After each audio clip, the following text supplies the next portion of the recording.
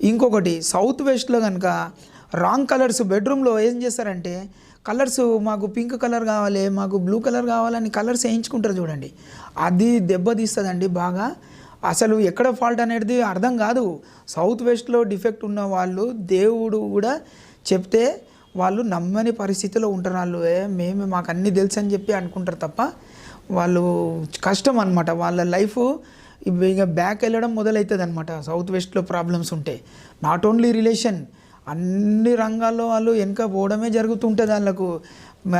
ఇప్పుడు సపోజు ఫలానా పార్టీ వాళ్ళకి పిలిచి ఎమ్మెల్యే టికెట్ ఇచ్చినా ఆయన తీసుకోరు.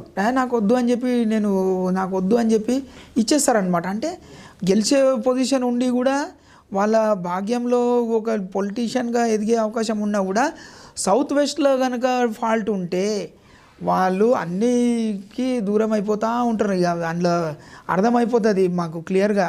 ఒక మనిషితో మాట్లాడితే అరే ఈయనకు సౌత్ వెస్ట్లో ప్రాబ్లం ఉంది అని చెప్పి మాకు క్లియర్గా అర్థమవుతుంది. కానీ సౌత్ వెస్ట్లో రెమెడీస్కి చేయనికి మేము చేస్తాము, కానీ అంత గ్యారంటీగా దానికి మనము 100% గ్యారంటీ ఇవ్వడానికి ఉండదండి. 2 జోన్స్ ఉంటాయండి, సౌత్ వెస్ట్ ఒకటి, నార్త్ ఈస్ట్ ఒకటి.